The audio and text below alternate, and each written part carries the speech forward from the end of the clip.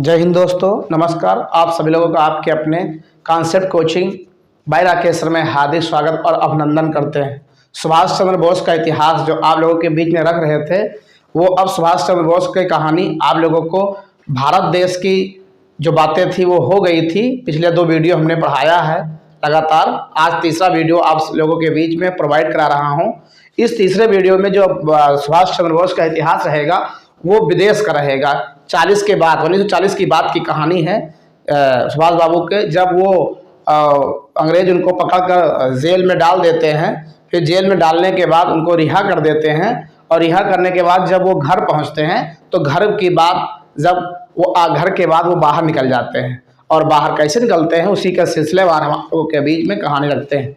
17 जनवरी 1941 को सुभाष चंद्र बोस अपने भतीजे शिशिर बोस की मदद से रात को जो है ये जियाउद्दीन का वेश धारण करके और घर से निकल लेते हैं। ये बहुत बड़े रईस खानदान के थे, तो इनके यहाँ गाड़ी थी, एम्बेसडर गाड़ी हुआ करती थी। उसी एम्बेसडर गाड़ी की मदद से ये जो है निकल लेते हैं कोलकाता रेलवे स्टेशन की तरफ रात में। और जब कोलकाता रेलवे स्टेशन की तरफ बढ़ते हैं तो और उसके बाद वहीं से ये जो है मेल पकड़ते हैं, जो है एक्सप्रेस मेल पकड़ते हैं। और मेल पकड़ने के बाद ये चले जाते हैं पेशावर पाकिस्तान, क्योंकि उस समय आज़ादी तो प्राप्त नहीं थी, क्योंकि ये 1941 की बात है। तो पेशावर पहुंच जाते हैं और पेशावर में एक किसान कृति पार्टी होती है। किसान कृति पार्टी की मदद से ये जो है आगे के अपना रास्ता तय करेंगे। और किसान कृति पार्टी में एक आदमी होता है भगत राम तलवार। तो भगत राम तलवार जो है की मदद से अर्थात किसान कृति पार्टी की मदद से ये जो है पेशावर से आगे की यात्रा करेंगे, क्योंकि पाकिस्तान के बाद अफगानिस्तान पड़ता है, तो इनको वहाँ मदद चाहिए। तो मदद के लिए क्या हुआ कि ये भगत राम तलवार दूसरा वेश धारण करते हैं। भगत राम तलवार रहमत अली बनते हैं और सुभाष बाबू जो है उनके मामू बनते हैं, मामा और भांजे बनते हैं। तो मामा और भांजे बनकर, कहीं तो चाचा लिखा हुआ है, कहीं मामा लिखा हुआ है, तो रहमत अली ये बनते हैं जो है भगतराम तलवार, और माओ बन जाते हैं सुभाष चंद्र बोस। ये वहाँ पर इनको पाकिस्तान से जो है काबुल जाना होता है, अफगानिस्तान काबुल जाना होता है, तो बीच में बॉर्डर पड़ता है, तो कैसे क्रॉस करेंगे, इसके लिए जो है ये भगत राम तलवार ने जो एक तरीका अपनाया। तो ये रहमत अली बने और वो अंग्रेज जो है सुभाष चंद्र बोस जो है अंग्रेजों को चकमा देने के लिए ये गूंगे हो गए। और गूंगे होने के बाद, क्योंकि जो होता है कई भाषाओं का ज्ञान होता है, वही जो है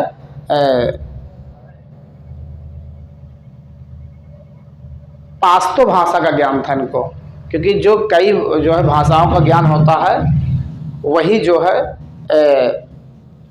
ये सब काम करते हैं कि एक आदमी दूसरे आदमी को कैसे जासूसी का काम करें। तो बहुत बड़ा जासूसी का काम करते थे रहमत अली, इसलिए ये पाश्तो भाषा का ज्ञान रखते थे।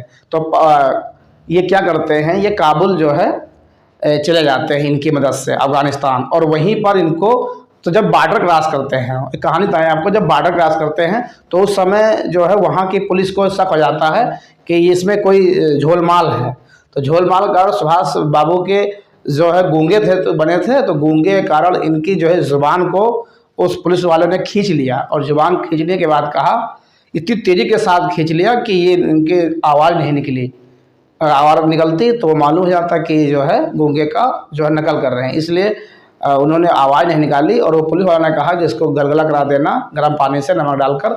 आप जान लिए कितनी तेज़ी के साथ सुभाष बाबू की वो जीप खींचा था, और वहाँ बोले नहीं। जैसे वो क्रॉस कर गए, क्रॉस करने के बाद एक सिक्का निकालते हैं, कहते हैं रहमत अली से कि एक सिक्का दो, एक सिक्का है तो देते हैं। क्या करोगे, यहाँ दुकान नहीं है। तो कहते हैं दो तो दे दो। तो उसमें ब्रिटिश सरकार की उस समय जो है तस्वीर बनी होती है। तो ये ब्रिटिश सरकार की तस्वीर के ऊपर दोनों पैर से आपस में जो है कूदते हैं, उस पर बहुत खुश होते हैं। तो रहमत अली भी खुश होकर जो है और कूदता है और थूकता है उस पर, कहता है मैं जूते मारूंगा ब्रिटिश सरकार के, क्योंकि उस पर क्राउन का जो है फोटो बना हुआ था। इस प्रकार अफगानिस्तान जब जाते हैं तो वहाँ काबुल में कम से कम 50-52 दिन रुकते हैं। सराय किराया लेकर, रूम लेकर सराय में रुकते हैं वहाँ पर, कई दिन तक लगते हैं। वहाँ पर एक आदमी होता है उत्तम चंद व्यापारी नाम का, जो भारतीय होता है, अफगानिस्तान में जो है निकल जाता है, वो व्यापार करता है, वहाँ रहता है। उसकी मदद से वहाँ पर 50-52 दिन जो है अफगानिस्तान में रुकते हैं, काबुल में। उसके बाद वहीं से जो है अपना सब बनाते हैं सिलसिला कि आगे कैसे जो है काम होगा। तो इटली और जर्मन का दूतावास, क्योंकि हर देश में दूतावास होता है, एम्बेसी होती है, तो इटली और जर्मनी की एम्बेसी में जाते हैं, कभी इटली जाते हैं, कभी जर्मनी में, कभी काम नहीं बनता, इसलिए 52 दिन लग गए वहाँ, 50-52 दिन। तो इटली और जर्मनी के दूतावास की मदद से पासपोर्ट बनता है उनका 1941 में, अप्रैल की बात है, क्योंकि जनवरी में निकले थे, अप्रैल लग गया, और 17 जनवरी को घर से निकले थे। तो अब 1941 में जो अप्रैल का महीना आता है, इसमें जो है जर्मनी और इटली की मदद से इनको जो है मास्को भेज दिया जाता है। तो जब मास्को आते हैं रूस, तो रूस से जो है ये आते हैं रोम, इटली, पहले मास्को आते हैं, फिर रोम जाते हैं, और फिर रोम से जो जर्मन पहुंचते हैं। और जर्मन पहुंचने के बाद तब इनसे मुलाकात जो है हिटलर से होती है, क्योंकि इनका जो है टारगेट था कि क्योंकि अपने यहाँ जो है ब्रिटेन जो है इस समय कंट्रोल कर रहा था भारत को, था ब्रिटिश सरकार थी, और ब्रिटिश सरकार और जर्मन से जो है वो दुश्मनी था। तो सुभाष बाबू ने कहा कि क्यों ना हम दुश्मनी से जो है, इनकी दुश्मनी है उससे हम हाथ मिला लें, और दुश्मन जो है उनका जो सगा भाई होगा, इसलिए उन्होंने हाथ मिला लिया, किससे? जर्मन के हिटलर से। लेकिन वहाँ हिटलर को इतना आसानी से कहाँ मिलने वाले हैं वो, तो कई दिन तक वो रहे, और वहीं पर जो इन्होंने नवंबर 1941 में जर्मन में मुक्त भारत केंद्र की स्थापना किया। मुक्त भारत केंद्र जर्मन में इन्होंने स्थापना कर दिया वहाँ पर, क्योंकि क्या हुआ था कि अफ्रीका में कुछ युद्धबंदी, अफ्रीका के युद्धबंदी को जर्मन ने जो क्या था कंट्रोल कर रखा था, क्योंकि भारतीय फोर्स इंडिया जो है, तब जो है भारतीय फोर्स में जो है इंडियन जो है रहते थे, और वही जो है अफ्रीका की युद्धबंदी उसमें कंट्रोल कर लिया था जर्मन ने, तो हम वहाँ बंद थे। और वहीं पर मुक्त भारत केंद्र को जो है कि मतलब से 34,000 सैनिक जो थे युद्धबंदी, उन पर जो है सुभाष बाबू जो है बातें कर कर उनको कंट्रोल कर लिया। और इसी प्रकार फिर हिटलर का रूस पर क्या हुआ कि अब वो तो वहाँ बातचीत बन चुकी थी, लेकिन हिटलर ने गलती की, वो रूस पर आक्रमण कर दिया। और जैसे रूस पर आक्रमण किया तब तक सर्दियाँ तक आ गई, आगे सर्दियाँ बढ़ने लगी, क्योंकि अब अप्रैल मई जून ये बहुत समय बीत गया। तो अब इधर जब 42 लगा तो अब सर्दियाँ आने लगी, तो हिटलर का आशा था कि सर्दियों से पहले हम जो है रूस पर कंट्रोल कर लेंगे। लेकिन जुलाई 1942 में नेताजी और जो है हिटलर का जब मिलन होता है, तो उसमें नेताजी कहते हैं हिटलर से कि आपने बहुत बड़ी गलती किया। तो उन्होंने कहा ये हमारा फैसला है। फिर जापान की मदद लेने को कहा, किसने? हिटलर ने। नक्शा दिखाया और नक्शा बताया कि आप कैसे कैसे, आपके जो है एशिया में पड़ता है जापान, तो आप नज़दीक पड़ेगा आपको।